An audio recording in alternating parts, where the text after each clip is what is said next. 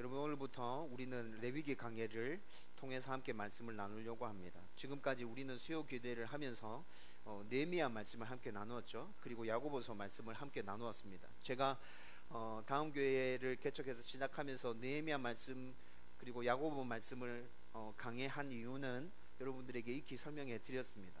교회를 세워가는 데 있어서 기초가 되고, 그리고 함께 이 부분들을 나누고 공유하고 이 말씀들을 부여잡고 교회를 세워가는 것이 좋겠다 생각해서 느헤미야서와 야고보서 말씀을 함께 나누었어요. 오늘 그런 이유에서 또 레위기 말씀을 함께 나누려고 합니다. 레위기는 하나님 앞에 올바르게 나아가는 방법에 대해서 우리에게 계속 말씀해 주고 있거든요. 그래서 다음 교회가 지금 잘 세워져 가고 있는데, 이렇게 세워져 가고 있는 이 교회가 올바른 방법으로 하나님 앞에 지속적으로 나아간다면 더 건강하게, 더 아름답게 하나님 기뻐하시는 교회로 세워져 갈 수 있지 않을까, 저는 그런 생각들을 가지고 여러분들과 함께 이 말씀을 나누려고 하는 거예요. 여러분, 레위기 말씀을 함께 나누는 동안에 여러분들이 올바르게 하나님께 나아가는 방법을 더 깊이 있게 알 수 있었으면 좋겠습니다. 그래서 하나님 앞에 늘 그 방법으로 나아가면서 하나님과 더 친밀해지고 깊은 교제를 누리면서 하나님과 동행하는 저와 여러분들이 되기를 주님의 이름으로 축원드립니다. 여러분, 먼저 레위기 말씀 전체를 개관하고 이제 오늘 본문의 말씀을 함께 생각하려고 하거든요.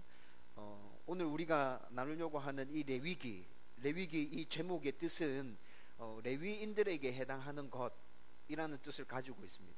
레위인들에게 해당하는 것. 그래서 이 책의 제목이 레위기예요. 그런데 아마 제사와 관련해서 많은 법들이 주어지고 있기 때문에, 제사 드릴 때 이렇게 해라 이렇게 해라 이렇게 해라 이런 많은 것들이 언급되어지고 있기 때문에 레위인들에게 필요한 것, 해당하는 것, 이런 제목이 붙여진 것 같습니다. 그런데 여러분, 지금 이 시대에 살아가고 있는 우리들에게 이 레위기 말씀이 필요 없는 거예요? 레위인들에게만 해당되는 말씀인가요? 아니죠. 이 시대를 살아가고 있는 우리들에게도 이 말씀은 필요하고, 레위인들에게만 이 말씀이 필요했던 게 아니라 구약시대 때 이스라엘 백성들에게도 여전히 이 말씀은 필요한 말씀이었어요. 그래서 저는 개인적인 생각입니다. 레위기, 이 제목은 좀 적절하지 않은 제목인 것 같다. 레위인들에게 해당하는 것, 나한테도 해당하는데? 이런 생각이 좀 들었습니다. 그리고 레위기는 모세 오경 중에 포함되어져 있죠. 모세 오경은 우리가 잘 알고 있듯이 모세가 저자라고 그렇게 알고 있습니다. 모세가 레위기의 저자다라는 것에 대해서 성경을 연구하는 학자들도 크게 이견이 없습니다. 모세가 저자 맞다 이렇게 다 받아들이고 있고요. 기록한 시기는 언제냐? 출애굽하고 난 다음에 이스라엘 백성들이 출애굽해서 이제 시내산에 한 1년 정도 정착하게 됩니다. 홍해를 건너서 시내산까지 와서 시내산에서 한 1년 넘게 정착하게 되거든요. 근데 그 시기에 기록되어졌을 거다라고 그렇게 말하는 사람들의 주장이 아주 우세하게 받아들여지고 있습니다. 연대로 말하면 BC 1405년경입니다. 1405년경에 성막이 다 완성되어지고 난 후에, 그리고 본격적으로 광야 행군이 시작되기 전에 요 사이에 한 50일 정도 시간이 떠요. 성경을 쭉 조사해보면 사이에 한 50일 정도가 뜨는데, 그 50일 사이에 이 레위기 말씀이 모세를 통해서 하나님께서 주신 것이다. 성경을 연구하는 학자들은 이렇게 말하고 있습니다. 레위기의 내용은 선민 이스라엘의 종교적 그리고 사회적 생활 전반에 걸쳐서 그들이 준수해야 될 율법들을 주신 그런 내용이에요. 그리고 선민 이스라엘 민족이 하나님께 어떻게 나아갈 것인가 하는 그 방법에 대해서 말씀해 주고 있죠. 그래서 이스라엘 백성들은 레위기 말씀을 통해서 구원의 주 하나님과 그리고 하나님 백성들 사이에 은혜롭고 경건하고 또 엄숙한 종교 생활의 법을 배워가게 되는 거예요. 하나님 앞에 나갈 때 함부로 나가면 안 되니까 어떻게 나가야 하는지, 종교 생활을 어떻게 해야 되는지, 사회생활을 어떻게 해야 되는지 레위기를 통해서 배워가게 된다는 것이죠. 여호와 하나님께서 거룩하시기 때문에 너희도 거룩해야 한다고 그렇게 말씀하시는 하나님은 제사를 통해서 이스라엘 백성들을 거룩하게 하시고, 그리고 또 삶의 규례들을 통해서 구별되고 거룩해지라고 지속적으로 말씀해 주고 있거든요. 그런 것들을 레위기를 통해서 이스라엘 백성들은 배우고 그리고 또 삶에 적용시키고 이렇게 갔다는 말씀입니다. 레위기의 핵심 말씀은 19장 2절 말씀인데요. 우리 같이 한번 읽어보십시다. 레위기 19장 2절 다 같이 읽습니다. 시작. 너는 이스라엘 자손의 온 회중에게 말하여 이르라. 너희는 거룩하라. 이는 나 여호와 너희 하나님이 거룩함이니라. 아멘. 이게 레위기 말씀의 전체 핵심입니다. 내가 거룩하기 때문에 너희도 거룩해라. 그래서 그 거룩을 요구하시는 하나님께 거룩하기 위해서 어떻게 해야 되는지 레위기를 통해서 계속 말씀해 주시는 거라고요. 레위기의 기록 목적은 레위기의 기록 목적은 하나님의 백성이 어떻게 하나님께 나아갈 수 있는지, 그리고 어떻게 거룩한 삶을 지속적으로 살아가면서 하나님과 동행할 수 있는지, 이것을 알려주기 위해서 기록되어졌습니다. 그리고 레위기의 중심 사상은 거룩과 다 연결되어지겠죠. 그래서 레위기에서 아주 중요하게 다루고 있는 사상은 성결, 거룩한 삶, 희생제사, 그리고 속죄, 이런 것들이 아주 중요 사상으로 다루어지고 있습니다. 결국 레위기에 나타난 성결과 희생제사, 속죄, 이런 것들은 예수 그리스도의 십자가 사역으로 확증되어졌고 우리 눈에 확실히 보여지게 된 것이죠. 여러분, 이렇게 이제 레위기 전체 개관을 간략하게 살펴봤는데요. 너무 빠르게 진행해가지고 무슨 얘기인지 하나도 모르겠죠. 한눈에 쏙 들어오도록 표로 정리했습니다. 표 보여주세요. 여러분, 한눈에 쏙 들어오도록 레위기를 정리하면 이렇게 됩니다. 전체 총 주제는 레위기의 전체 총 주제 거룩입니다. 거룩. 그리고 1장부터 17장까지 큰 주제 하나로 나눌 수 있습니다. 하나님께 나아감, 거룩하게 하나님께 나아가기 위해서 어떻게 해야 되는지 1장부터 17장까지 그 주제로 쭉 말씀해 주고 있습니다. 그리고 18장부터 27장까지는 하나님과 동행함, 거룩을 유지하면서 하나님과 그러면 어떻게 동행할 것인가, 18장부터 27장까지 그것에 대해서 얘기해 주고 있어요. 그래서 하나님께 합당히 나아가기 위한 법규들 1장부터 17장까지 그것에 대해서 쭉 얘기해 주고 있고요. 그 다음 18장부터 27장까지는 하나님과의 계속적인 교제를 위한 법규들 쭉 얘기해 주고 있어요. 좀 세부적으로 쪼개서 이제 살펴보면 1장부터 7장, 8장부터 10장 이렇게 쭉 이런 식으로 정리해 볼 수 있어요. 이렇게 레위기 전체가 쭉 진행되어집니다. 1장부터 17장까지 초점은 속죄입니다. 속죄, 희생제사. 깨끗함으로 하나님께 나아가야 되기 때문에 희생제사, 속죄 이런 것들이 1장부터 17장까지 중요하게 다루어지고 있는 거죠. 그리고 18장부터 27장까지의 초점은 회복입니다. 성결을 어떻게 유지해 갈 건가, 회복했는데 이 회복한 상태를 어떻게 지속적으로 계속 유지해 가야 되는지에 대해서 뒷부분에서 이제 계속 얘기해 주고 있는 거죠. 그리고 이 말씀이 주어진 장소는 시내산입니다. 그리고 이 말씀이 주어진 기간은 아주 짧습니다. 30일에서 50일 정도다. 30일에서 50일 정도 이 사이에 이 레위기 말씀이 모세에게 다 주어졌다. 연도로 따지면 기원전 1405년 이렇게 됩니다. 여러분, 이렇게 정리해 주니까 더 눈에 잘 들어오나요? 상관이 없죠. 이거 지나가고 나면 또 우리는 금방 잊어버릴 겁니다. 그렇죠? 여러분, 제가 느헤미야서 강해를 할 때도 첫 시간에 이런 거 했었습니다. 그렇죠? 야고보서 강해를 할 때도 첫 시간에 야고보서와 관련된 개관을 쭉 해드렸습니다. 제가 이렇게 하는 이유는 여러분, 이게 어렵고 복잡하지만 여러분, 이런 개관들을 조금이라도 알고 그렇게 말씀을 접하게 되면 우리는 레위기 말씀을 더 깊이 있고 더 많이, 더 풍성히 얻어내는 것들이 이 속에 있을 거예요. 그래서 제가 여러분 일부러 이렇게 해드리는 거니까 여러분 조금 힘들더라도 여러분들이 잘 받아들였으면 좋겠습니다. 여러분, 레위기 개관에서 또 우리가 하나 생각해야 될 것이 있습니다. 여러분, 레위기는 모세 오경 중에 한 본문이죠. 모세 오경 중에 한 본문인데, 모세 오경을 생각할 때는, 모세 오경 중에 한 본문을 생각할 때는 모세 오경을 전체적인 이야기, 한 스토리라 생각하고 그 안에서 그 본문을 생각해야 돼요. 무슨 말인지 이해가 되시죠? 다른 책들로 떼어놓고 생각하기 시작하면 굉장히 어려워집니다. 힘들어집니다. 그냥 전체적인 모세 오경이 한 스토리다. 근데 그 중에 레위기가 있다, 그 안에 민수기가 있다, 그 안에 창세기가 있다, 이렇게 생각하고 한 스토리로 보고 그렇게 우리가 말씀을 받아야 이해되어지는 것들이 굉장히 많아집니다. 여러분, 모세오경 전체를 장소적인 개념으로 나누면 시내산 이전, 그리고 시내산에서의 일, 시내산 이후의 일들, 이렇게 나눌 수 있습니다. 예. 창세기, 출애굽기, 레위기, 민수기, 신명기를 이렇게 장소적인 개념으로 이렇게 나눌 수 있죠. 그런데 시내산 이전과 시내산 이후는 시간적인 관계상 제가 설명을 스킵하고 넘어갑니다.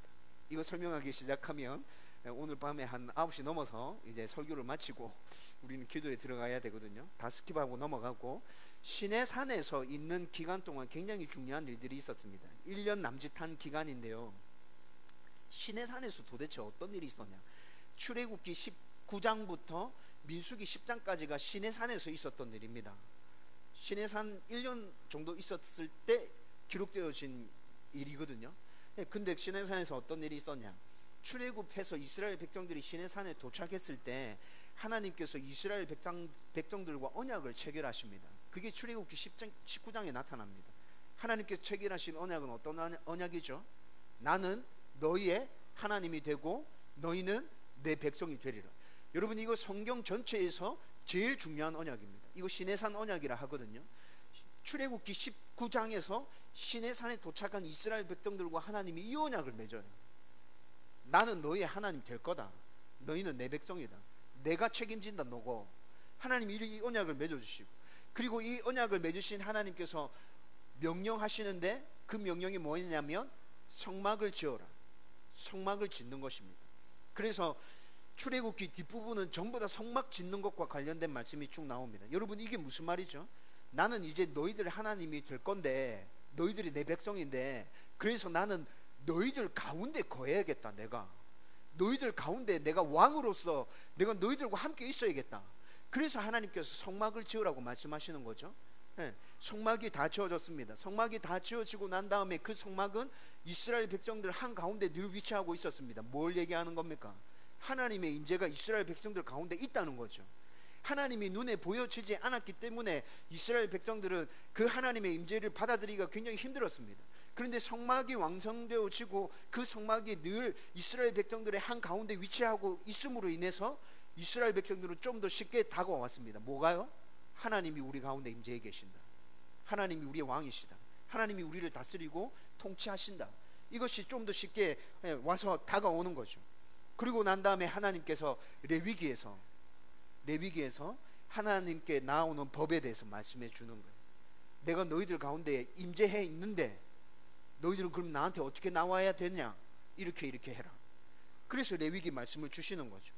여러분, 이 레위기에 있는 이 말씀은 그래서 중요한 것입니다. 여러분, 하나님께 나아가는 방법이 제대로 갖춰져 있지 않으면 어떻게 되는지 우리는 너무 잘 알잖아요. 그렇죠?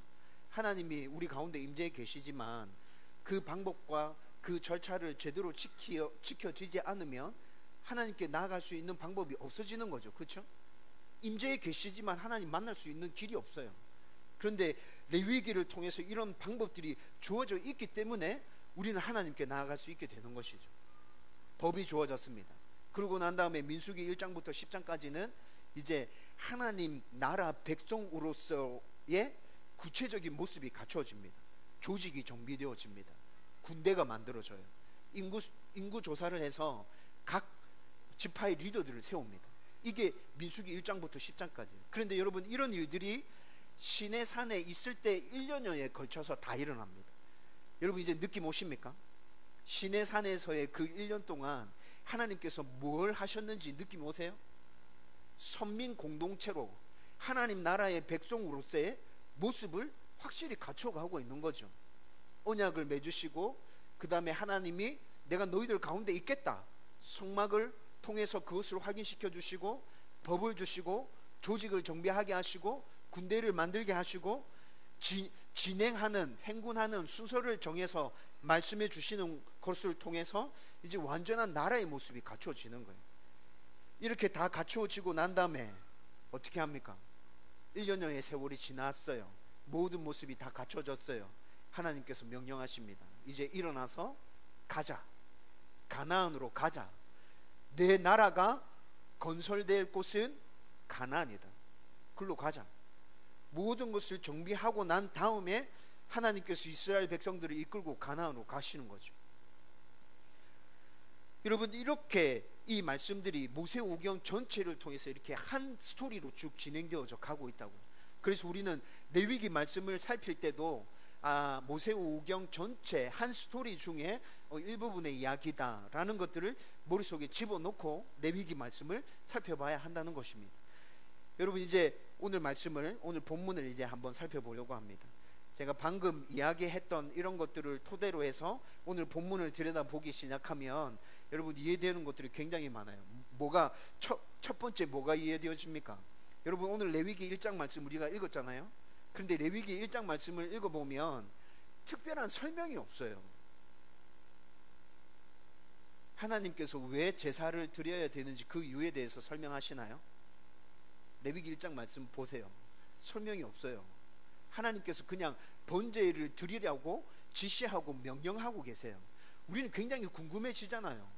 왜 하나님이 제사를 드리는 것에 대해서 아무런 설명도 없이 왜 이런 법을 우리한테 일방적으로 지시하시고 명령하고 계시지? 궁금하지 않으세요? 그런데 여러분, 이 궁금증은 제가 좀 전에 설명해 드린 이 설명으로 해결되어졌습니다. 하나님께서 언약을 맺으시고 이스라엘 백성들 가운데 거하시고, 그렇게 거하시면서 이스라엘 백성들이 하나님께 어떻게 나와야 되는지에 대한 법으로 레위기의 말씀이 주어진 거라고 설명드렸잖아요. 그렇죠?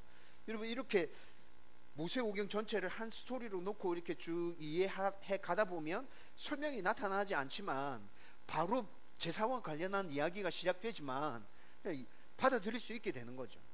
오케이, 무슨 말인지 알겠어요. 하나님, 이해됐어요. 이렇게 되는 거죠. 여러분, 그런 관점을 가지고 이제 우리는 오늘 번제에 대해서 함께 말씀을 나누려고 합니다. 여러분, 번제에 대해서 먼저 한번 살펴보십시다. 하나님께 나아갈 때는 하나님께서 제사라는 방법을 통해서 나한테 와라 라고 하나님께서 그렇게 말씀해 주시거든요.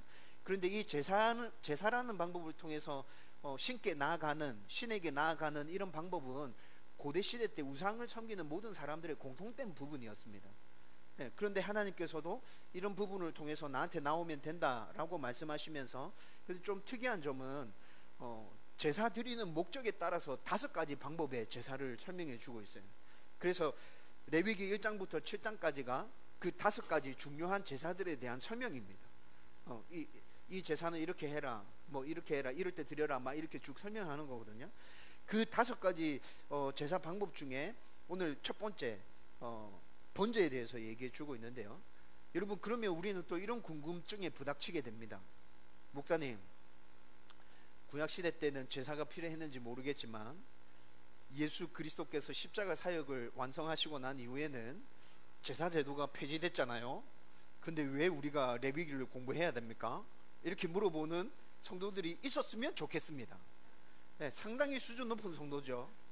굉장히 말씀을 가지고 고민하고 깊이 생각하는 성도입니다. 저는 우리 다음 교회 성도들이 그런 성도들이 됐으면 좋겠습니다. 진짜. 제가 바로 대답해 드리기 굉장히 곤란한 질문이기는 한데 제가 지금은 굉장히 레위기를 파고 연구를 했기 때문에 이런 질문 받으면 당장 대답해 드릴 수 있지만 저도 그냥 멍하니 있는 상태에서 이런 질문을 받으면 당황하겠죠.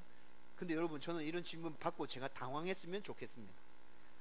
근데 여러분, 레위기를 살펴봐야 할까요? 네, 레위기를 살펴봐야 합니다. 지금은 우리는 제사를 드리지 않습니다. 제사 제도는 폐지되었습니다. 그렇지만 왜 레위기를 살펴봐야 합니까?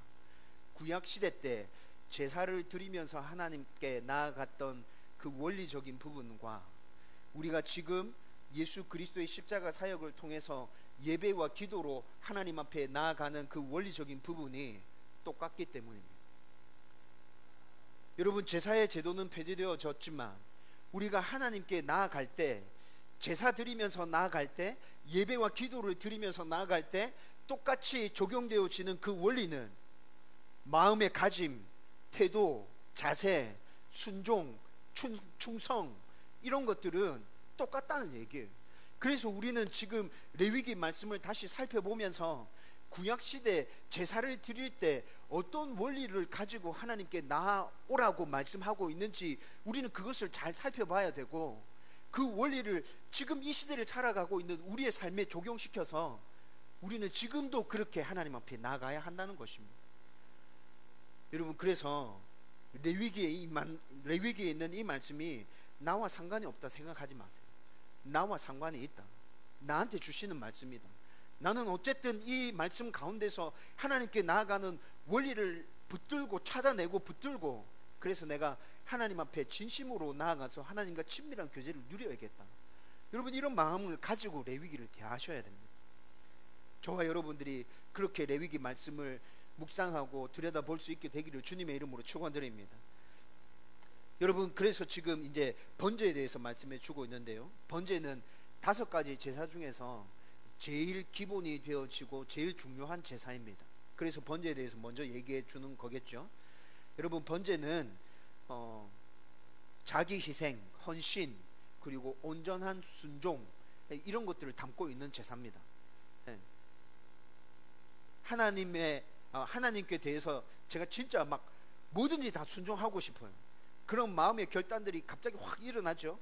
그럴 때 하나님, 제가 번제를 드리겠습니다 라고 얘기하는 거예요. 그래서 번제 제사를 드리면서 내 안에 일어난 그 하나님의 말씀에 대한 온전한 순종, 그런 열망과 갈망들을 하나님께 올려드리는 거죠. 하나님, 저 진짜 순종하겠습니다. 그리고 하나님을 위해서 헌신하고 싶은 마음이 일어날 때 있죠. 그때도 번제의 제사를 드려서 하나님 앞에 그것을 올려드리는 거예요. 그런데 이 번제의 제사는 자원제입니다. 자원제란 말은 무슨 말이냐면 내가 자원하여 드리는 제사입니다. 하나님께서 강제로 드리라고 말하는 제사가 아니에요. 그래서 내가 언제든지 드리고 싶을 때 순종해야겠구나, 내가 헌신해야겠구나, 하나님 앞에 내가 온전한 희생을 올려드려야겠구나 라는 그런 각오들이 막 생기고 결단이 일어날 때 언제든지 번제를 드릴 수 있게 되는 거예요. 여러분, 그런데 이 번제는 제가 좀 전에 말씀드렸던 것처럼 제사의 모든 부분에서 기초가 되는 제사입니다. 그래서 성경에 굉장히 많이 언급되어지고 있어요. 창세기 8장부터 번제가 언급되어지거든요. 창세기 8장에서 번제가 언급되어지기 시작해서 구약 성경에서는 미가서까지 번제가 언급되어집니다. 그 안에 계속 번제와 관련된 이야기들이 계속 나타납니다. 미가서까지. 그리고 신약에 넘어오면 히브리서에서 예수님께서 십자가에서 우리를 위해서 희생제물이 되어주셔서 돌아가셨죠.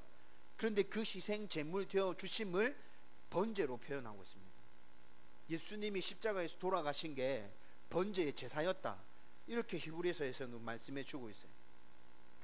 여러분, 이 번제라는 이 말을 히브리어로 살펴보면 올라가다, 실어서 올려보내다, 이런 뜻인데요.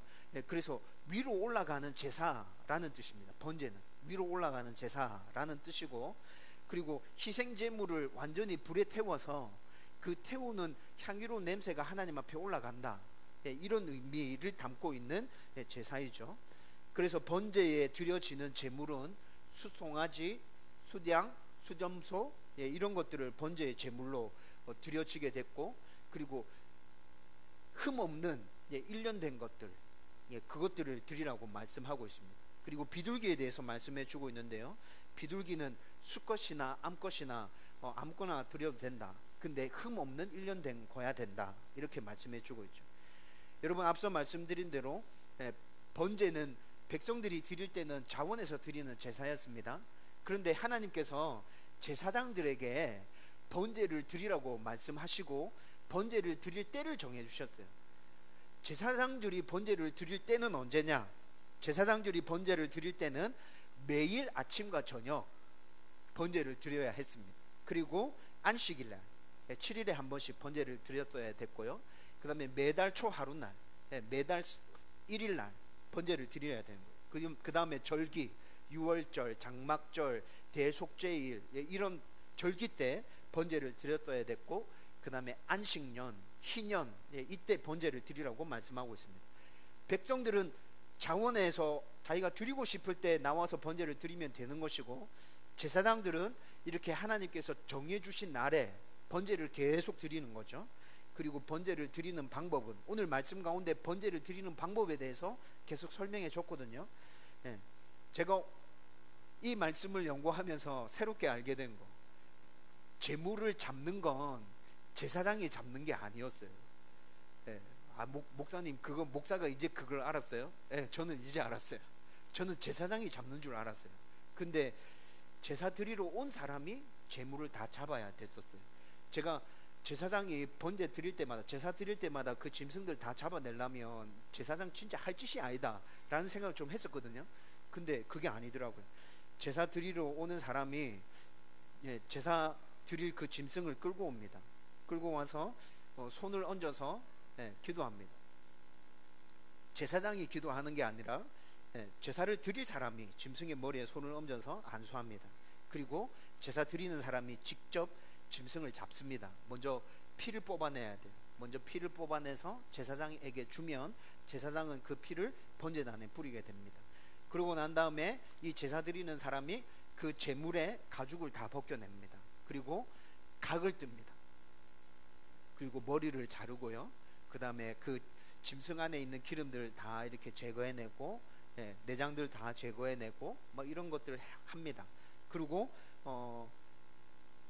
내장들과 정강이 뼈 다 씻어서 제사장에게 넘겨주면 이제 제사장은 그것을 받아서 번제단 위에 나무 위에다가 그 제물들을 올려놓고 불을 지펴서 이제 태워서 하나님 앞에 올려드리는 제사인 거죠. 여러분, 번제를 이렇게 드리는 목적은 뭐예요? 번제를 드리는 목적은 속죄를 위한 것이었습니다. 레위기 1장 4절 말씀 보면 속죄를 위한 것. 그 다음에 하나님을 향한 자신의 헌신에 대한 표현이었어요. 헌신에 대한 표현. 그런데 이 두 가지 중에 후자 쪽이 번제의 의미가 더 강합니다. 왜냐하면 속죄와 관련된 부분은 5가지 제사 방법 중에 뒤에 4번째, 5번째 속죄제와 속건제, 이게 속죄와 관련된 제사들이거든요. 그렇기 때문에 번제도 속죄와 관련된 의미가 있었지만 번제는 그것보다는 더 중요한 게 헌신의 의미가 더 많이 담겨져 있는 제사였어요. 이렇게 해서 하나님 앞에 올려드린 제사가 번제였습니다. 여러분, 진짜 지루하고 딱딱하고 그렇죠. 개간부터 시작해서 번제 설명까지 진짜 힘들게 달려왔는데, 여러분 이제부터 귀를 쫑긋 세우고 여러분들이 하나님께서 나에게 주시는 말씀이라 생각하고 받으시면 될 것 같습니다. 그러면 번제에 대해서 오늘 말씀을 이렇게 해주고 있는데, 자세히 설명해 주고 있는데, 이 말씀 안에 함축되어져 있는 의미는 무엇입니까? 첫 번째, 하나님께 나아갈 때는 하나님께서 말씀하신 방법으로 나아가야 합니다. 레위기 1장 1절에서 2절 말씀 같이 읽겠습니다. 다 같이 읽습니다. 시작. 여호와께서 회막에서 모세를 부르시고 그에게 말씀하여 이르시되, 이스라엘 자손에게 말하여 이르라. 너희 중에 누구든지 여호와께 예물을 드리려거든 가축 중에서 소나 양으로 예물을 드릴지니라. 아멘. 여러분, 하나님께서 성막이 완성되어지고 난 다음에 모세를 부르십니다. 모세를 부르시고 난 다음에 제사 제도와 관련해서 일방적으로 이렇게 말씀해 주시죠. 왜 이렇게 해야 하는지 설명하지 않으십니다. 부탁하지도 않으십니다. 그냥 명령하시고 지시하십니다. 여러분, 왜 이렇게 해야 하고 이렇게 하는 데는 이런 이유가 있다고 자세히 설명해 주면 좋지 않을까요? 왜 이렇게 해야 하는지 알면 복잡하고 귀찮아도 우리는 이 방법들을 지키면서 지속적으로 끝까지 이 방법을 유지해 갈 수 있을 것 같지 않습니까? 그런데 하나님께서는 그런 부분에 대해서 전혀 말씀해 주시지 않습니다. 왜 그렇겠습니까? 여러분, 인간은 하나님의 뜻, 하나님의 섭리, 하나님의 계획 등을 다 이해할 수 없죠. 우리는 지금 레위기를 통해서 제사 제도에 대해서 살펴보고 있잖아요. 번제에 대해서 지금 간략하게 제가 말씀드렸죠. 그런데 번제에 담긴 하나님의 뜻을 우리가 다 이해할 수 있어요? 다 이해할 수 없어요. 여러분, 제가 말씀을 준비하면서 레위기와 관련해서 개관해 드리기 위해서 여러 권의 책을 봤습니다. 여러분, 제사와 관련해서 여러분들에게 번제와 관련돼서 어떻게 쉽게 설명할 수 있을까 여러 자료들을 참고해서 여러분들에게 지금 간단하게 정리해서 말씀드렸어요. 그런데 여러분, 제가 레위기를 개관하기 위해서 제사에 대해서 여러분들에게 설명해 드리기 위해서 많은 책들을 보고 많은 자료들을 참고했는데, 여러분, 그 자료들, 그 책들에서 대부분 추측으로 얘기해 주고 있습니다. 제사 제도와 관련해서 많은 부분들이 학자들의 추측이에요. 학자들이 여러 자료와 여러 책들을 가지고 조사하고 연구해 가면서 이런 부분은 이렇게 했겠구나 라고 추측해서 이제 책으로 우리에게 설명해 주고 있는 거죠. 여러분, 성경에서 우리에게 분명하게 밝혀주고 있는 것들이 있습니다. 번제를 드릴 때는 숫송아지를 제물로 드려라, 수장을 제물로 드려라, 수점소를 제물로 드려라. 여러분, 이런 것들은 분명하게 밝혀져 있는 것들이잖아요. 그런데 여러분, 비둘기를 드리라고 말하는데 비둘기는 왜 암컷 수컷 구별하지 않고 우리에게 그냥 그런 말 아무것도 없이 비둘기를 드리라고 말씀하고 있지? 여러분, 이건 성경에서 말씀하고 있는 것이 아니기 때문에 우리는 이와 관련해서 여러 자료들을 조사하면서 추측할 수밖에 없어요. 여러분, 지금까지 제가 여러분들에게 레위기를 개관해 드리고 제사와 관련해서 말씀해 드린 것은 학자들이 이렇게 연구하고 조사한 것들 중에서 제가 자료들을 쭉 접하면서 제일 성경적이고 제일 앞뒤 문맥, 레위기 전체 문맥에 비춰봤을 때 이것이 제일 합당한 추측인 것 같다라고 판단되어지는 것들을 제가 받아들였고 그것들을 여러분들에게 설명해 드린 것입니다. 여러분, 번제와 관련돼서 정확하게 우리가 알고 싶다. 언제 알 수 있을까요? 하나님 앞에 섰을 때, 하나님과 얼굴과 얼굴을 마주 대하게 될 때 우리는 번제와 관련해서 궁금한 모든 것들을 다 알게 되어질 것입니다. 그 이전에는 우리는 추측할 수밖에 없고 짐작할 수밖에 없는 것이죠. 하나님께서 이런 부분에 있어서 시원하게 다 말씀해 주시면 다 알아들을 수 있을 것이라 생각하십니까? 아니요, 그건 천만의 말씀이에요. 그건 우리의 오만이에요. 여러분, 설명해 주는 것대로 우리가 다 받아들이고 다 알 수 있다면 여러분, 이 세상에 존재하고 있는 모든 사람들은 다 천재나 박사들일 것 같지 않습니까? 학교에서 가르침을 받았다고 모든 게 다 알아지던가요? 그렇지 않죠. 그리고 또 사람은 논리적이고 체계적이고 앞뒤가 아구가 맞게 잘 설명해 줘도 자기가 이해되어지지 않고 납득되어지지 않으면 그것이 진리라 할지라도 받아들이지 않게 됩니다. 왜? 라는 질문을 던지면서 거부하게 되죠. 반감을 가지고 나는 반대다 라고 말하게 되죠. 여러분, 이런 모습들은 지금 우리가 살아가고 있는 이 땅 가운데서 우리의 눈으로 직접 확인하고 있는 바잖아요. 그래서 우리는 그냥 하나님께서 말씀하시는 대로 순종해 가면 됩니다. 모든 것이 다 이해되어지지 않고 모든 것이 다 받아들여지지 않지만 하나님께서도 그것을 알고 계세요. 우리가 모든 것을 다 알 수 없고 이해할 수 없고 받아들일 수 없다는 것을 알기 때문에 하나님께서 그냥 일방적으로 지시하시고 이렇게 따라와라 라고 말씀해 주시는 거죠. 그래서 우리는 하나님께서 말씀해 주신 방법대로 하나님께 나아가면 된다는 것입니다. 여러분, 이거 아주 간단하게 또 예로 들어서 설명해 드릴게요. 여러분, 최첨단 반도체 공장에 아주 중요한 핵심 기술이 들어가는 그 공정에 새로운 사람이 직원으로 채용됐습니다. 그런데 이 사람은 그런 분야의 일을 해본 적이 별로 없어요. 경험이 없어요. 그래서 지금 이 반도체가 어떻게 만들어지는지, 내가 지금 담당해야 될 이 공정이 어떤 과정으로 어떤 절차에 의해서 이렇게 진행되어지는지 반도체와 관련된 지식들도 없고요. 그리고 그 기계가 동작되어지는 원리에 대해서도 아는 게 별로 없어요. 여러분, 이런 상황이라면 이 사람이 그 곳에서 작업하는 게 쉽겠습니까? 어렵겠습니까? 굉장히 어렵죠. 힘들 거예요. 그래서 이 분야에서 아주 전문적인 기술을 가지고 있는 사람이 이 사람을 데려와서 교육을 시켜줍니다. 지금 이 공정은 이런 과정이다. 반도체가 지금 이런 과정을 거쳐져서 네가 지금 관리하는 이 과정에서 이렇게 만들어진다. 그리고 기계는 이런 원리로 작동되어진다. 이렇게 설명해 줬어요. 근데 그 설명을 한번 듣는다고 이 사람이 이해가 되나요? 이해가 안 되죠. 도무지 무슨 말인지 모르죠. 여러분, 그래서 이 설명을 해주던 기술자가 너무 답답해가지고 손에다가 이렇게 매뉴얼을 하나 딱 들려줍니다. 매뉴얼을 하나 딱 들려주고, 네가 이해가 되지 않고 무슨 말인지 도무지 알아먹지 못하겠고 이 기계를 어떻게 돌려야 되는지 모른다 할지라도 요 매뉴얼에 있는 대로 무조건 해라. 그러면 된다. 아무 문제 없다.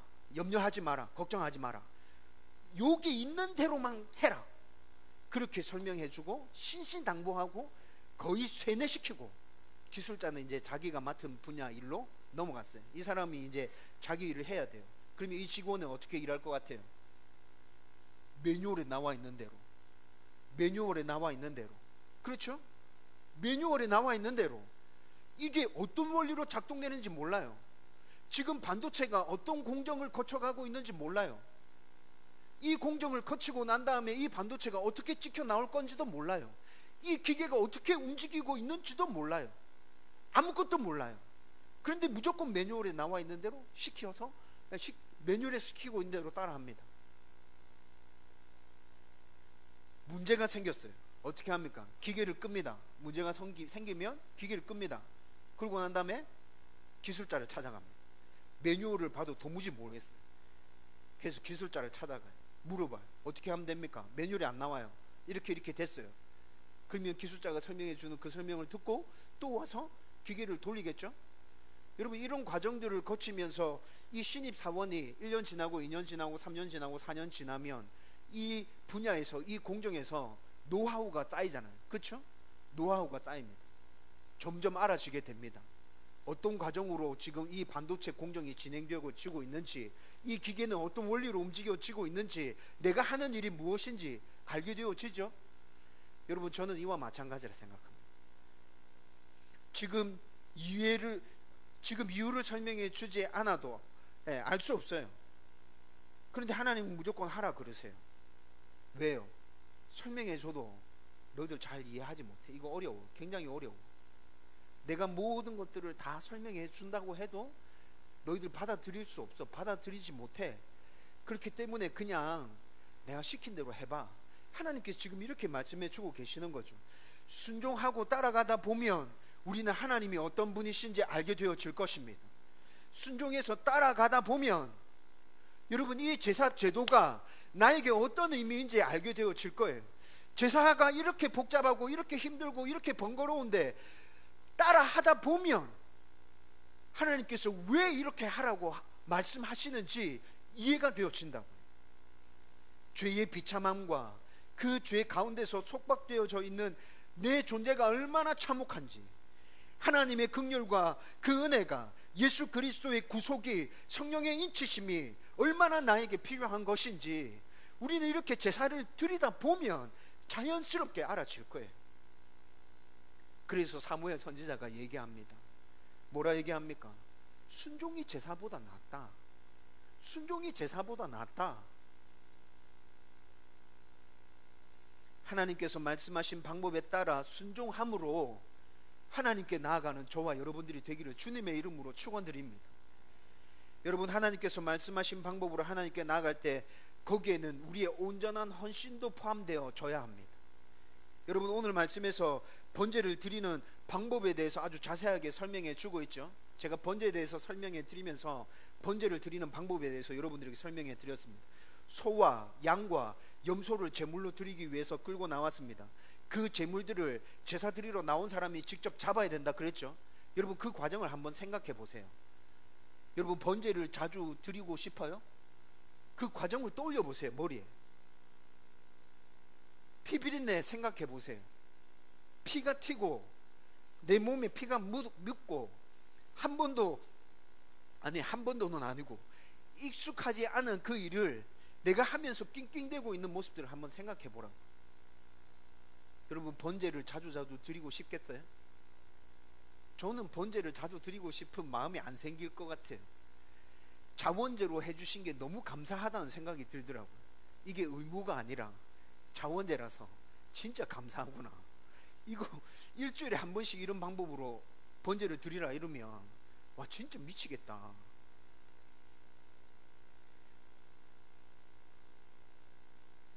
그러나 번제의 본래 의미대로 하나님께 헌신하고 순종하고 충성하고 희생하기로 작정하고 하나님 앞에 나온 사람은 이런 수고와 번거로움, 불편 감수해야 합니다. 여러분, 번제를 드리러 나왔다. 내가 그 희생까지, 그 헌신까지 감당하겠습니다 라는 마음으로 하나님께 나오는 거예요. 여러분, 우리가 하나님께 나아갈 때 그런 마음을 가지고 하나님께 나가야 돼요. 하나님께 나간다고 절대로 축복의 길이다, 절대로 평화의 길이다, 그것이 내 앞에 펼쳐질 것이다, 그렇게 생각만 하지 마십시오. 우리가 지불해야 될 대가가 있고, 우리가 헌신해야 될 부분이 있고, 우리가 희생해야 될 부분이 있습니다. 하나님께서 그것까지도 포함해서 말씀하십니다. 그것까지 다 포함해서 나한테 와라. 하나님께서 손 활짝 벌리고 내가 받아줄게, 와라, 그 말씀하고 계시는 거죠. 여러분, 우리가 이렇게 하나님 앞에 나아갈 때는 내가 치러야 될 희생, 헌신, 그런 것도 있다는 것을 알고 하나님께서 말씀해 주신 그 올바른 방법대로 순종함으로 하나님께 나아가는 저와 여러분들이 되기를 주님의 이름으로 축원드립니다. 여러분, 오늘 말씀 가운데 함축된 두 번째 의미는 누구나 하나님께 나아갈 수 있다는 것입니다. 여러분, 3절, 10절, 14절 말씀 같이 읽겠습니다. 다 같이 읽습니다. 시작. 그 예물이 소의 번제이면 흠없는 수꽃으로 회막문에서 여호와 앞에 기쁘게 받으시도록 드릴지니라. 아멘. 10절 말씀 있습니다. 시작. 만일 그 예물이 가축대의 양이나 염소의 번제이면 흠없는 수꽃으로 드릴지니라. 아멘. 14절 말씀 있습니다. 만일 여호와께 드리는 예물이 새의 번제이면 산비둘기나 쥐비둘기 새끼로 예물을 드릴 것이요. 아멘. 여러분, 이 말씀을 읽으면서 무엇이 느껴지십니까? 누구나 하나님께 나아갈 수 있구나 라는 것이 느껴지지 않나요? 남녀노소, 부자나 가난한 자, 권력자나 천민들, 신약에 들어와서는 이스라엘 백성이나 이방인들 상관없이 누구나 다 하나님께 나아갈 수 있구나. 하나님께서는 모두에게 하나님께 나아오는 길을 활짝 열어주고 계시구나. 여러분, 소는 예나 지금이나 굉장히 비싼 짐승입니다. 여러분, 소만 제물로 드리라고 말씀하셨다면 가난한 사람은 하나님께 번제 드리러 나갈 기회가 생기겠어요? 안 생기죠. 못하죠. 여러분, 그런데 이 말씀은 부자는 소로 제물을 드리고 가난한 자는 비둘기로 제물로 드려라 라는 그런 의무로 지워진 말씀이 아닙니다. 제가 번제는 자원하여 드리는 제사라고 했잖아요. 여러분, 번제를 드리는 사람은 제물도 선택할 수 있었습니다. 돈이 많은 사람들도 비둘기로 제물 드리는 사람이 있었어요. 가난한 사람이지만 자기 모든 것들을 다 틀어서 소를 사서 제물로 드리는 사람도 있었습니다. 그런데 여러분, 여기서 우리가 짐작할 수 있는 건 뭡니까? 무엇이 짐작이 되죠? 비둘기는 가난하고 약한 자들을 위한 하나님의 배려이구나. 하나님께서 딱 정해놓으신 건 아니지만 이렇게 비둘기까지 제물로 드릴 수 있도록 해놓으신 건 가난하고 약한 자들을 위한 하나님의 배려구나. 누구나 다 하나님 앞에 나아갈 수 있구나. 나도 하나님 앞에 나아갈 수 있구나. 언제나 하나님께 나아갈 수 있구나. 여러분, 이 말씀 가운데서 그런 거 느껴지지 않나요? 여러분, 우리는 이걸 기억하고 있어야 됩니다. 우리가 하나님께 나아갈 때는 자원에서 가르쳐 주신 방법에, 자원에서 그리고 가르쳐 주신 방법대로 온전하게 순종하면서 헌신할 각오를 가지고 나가야 합니다. 그리고 나 같은 사람도 언제나 하나님 앞에 나갈 수 있다는 거 우리는 기억하며 담대함으로 하나님 앞에 나가야 됩니다. 하나님께서 왜 이렇게 말씀하시는지 지금은 알 수 없지만 여러분, 이런 마음을 가지고 우리가 하나님 앞에 나가기 시작하면 하나님의 크고 비밀한 뜻을 알게 되어질 것입니다. 여러분, 이것이 은혜이고 이것이 복입니다. 저와 여러분들이 이 은혜와 이 복을 누리게 되기를 주님의 이름으로 축원드립니다. 이제 말씀을 정리하려고 합니다. 레위기 말씀을 함께 나누면서 예전에 나는 하나님께 어떻게 나아갔는지 생각해 볼 수 있었으면 좋겠습니다. 하나님께 나아가는 나의 마음과 태도에 있어서 무엇이 잘못되어져 있었는지 우리는 내 모습을 생각하면서 점검해야 할 것입니다. 아니, 그보다 앞서서 여러분, 매일 내가 하나님께 나아가고 있는가, 우리는 이것부터 살펴봐야 돼요. 다시 말씀드릴게요. 내가 매일 하나님께 나아가고 있는가?